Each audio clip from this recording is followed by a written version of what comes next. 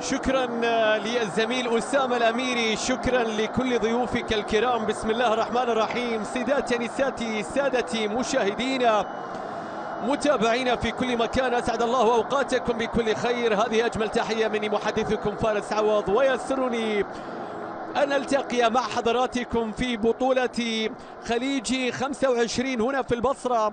هذه البطولة التي نستمر في تغطية تفاصيلها والتي تصل في هذه اللحظات ومن خلال هذه التحفة الفنية جدا بالتأكيد في مدينة البصرة. هذه المباراة الصافرة إذا تأتي. تحياتي محدثكم فارس عوض. شوط المنتخب القطري، الكرة بتتحول خطيرة في مكان، عراقية. مباراة نتمنى بأن تكون مثيرة ممتعة. هذه المحاولة الآن لبداية الإثارة، لكن التغطية الدفاعية تأتي من جاسم بعيد.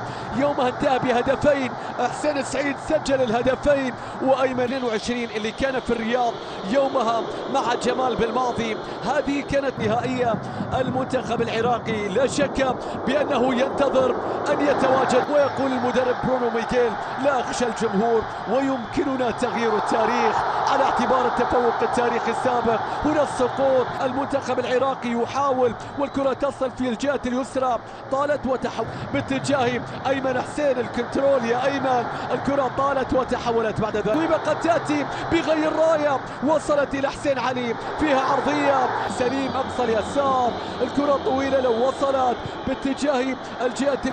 صاحب 29 سنة، لاعب نادي السد، واحد من لاعبي الخبرة اللي عنده 63. وقت الأصلي للشوط الأول، رأسية. الله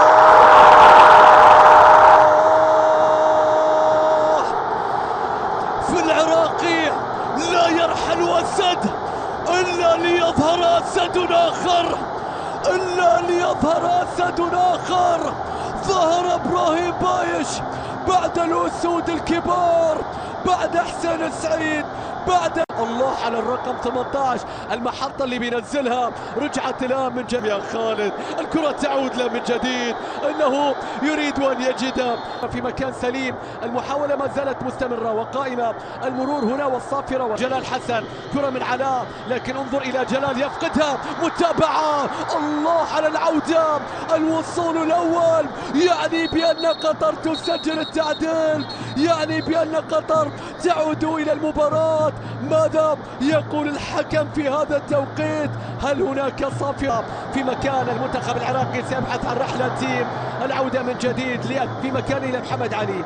محمد علي أبي يرسل له كرة في الجهة اليمنى. لو عاد شوف هذه اللقطة وهذه الكرة اللي بالكعب. بعد ذلك شوف حارس المرمى والمدافع، وشايف هنا عمرو السراء فيها تمريرة بتتهيأ باتجاه حسين علي، بيلعب له كرة عرضية. الله، الكرة بترجع طويلة وعالية. أيمن حسين لكن لا تصل. يا سلام على التغطية، راحت إلى إبراهيم بايش في الجهة اليمنى، حاول مراقب متابع حسين علي. الكرة تصل فيها مرور.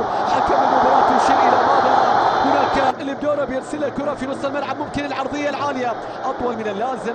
الخبر القطري والآن يريد النجاح الكامل، يريد النجاح الكامل. يا لها من يا إبراهيم، لكنها الآن تختار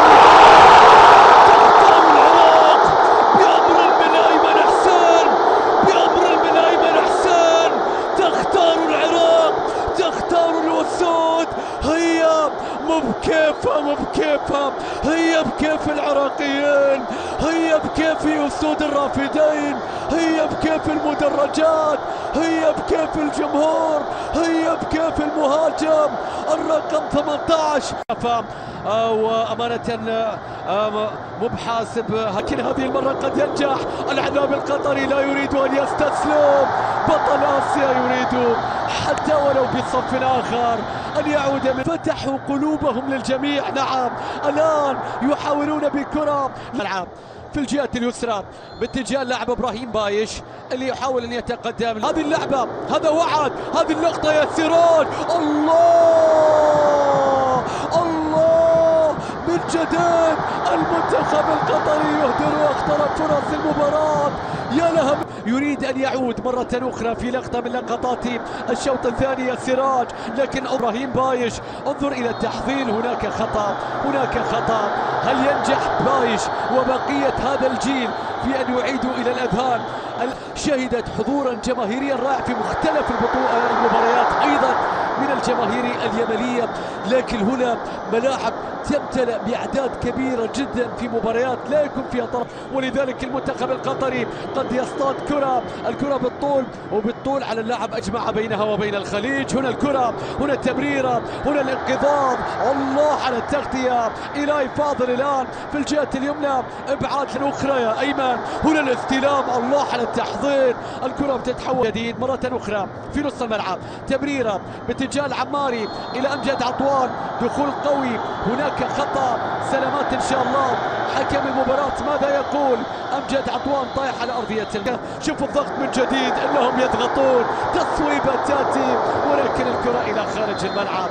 أراد أمجد من بعيد أن يواصل نسبة للمدرب برونو ميكيل، لكن يحاول المنتخب العراقي أن ينجح في رأسية تسقط، لكن العراقي من جديد يحاول الدرج إلى اللاعب إيلاي فاضل. عالية لو وصلت إلى حسين علي. المنظمة ورؤساء الاتحادات وبعض المدربين السابقين، فيرا أيضا يصف اللي بيرسل كرة جاسم جابر، يا سلام الآن عمرو السراج، طالت الكرة وتحولت إلى خارج الملعب، هذا إيلاي فاضل، والكرة اللي تحولت إلى خارج الملعب عمرو السراج، ولكن العارضة أبعدتها. الآن المنتخب العراقي اللي لم يؤمن دلال لمصلحة العناب، الكرات العالية طويلة وإلى الأمام، لكن تفاصيل البصرة. الآن نشاهد هذه اللقطة اللي يحاول فيها أمجد، الآن نشاهد ونتابع الكرة العرضية العالية، الارتقاء يأتي، قائمة الرأسية تأتي، الكرة تعود، ولكن حكم المباراة يشير إلى خطأ لمصلحة دفاع المنتخب. كأس العالم للأندية، الكرة بتتحول باتجاه أيمن حسين، الله خطأت الكرة أيمن حسين، ماذا يقول الحكم الآن في هذه اللقطة؟ هناك صافرة وخطأ، يريد أن يسجل هدف البطولة، قوية، الله هدف البطولة كاد أن يأتي ولي الآن، والمنتخب العراقي يبحث عن الثالث، مستحيلة يا أيمن، الله على التصدي، إنهم يواجهون مشعل برشم في هذه الأوقات. شوف الكرة، شوف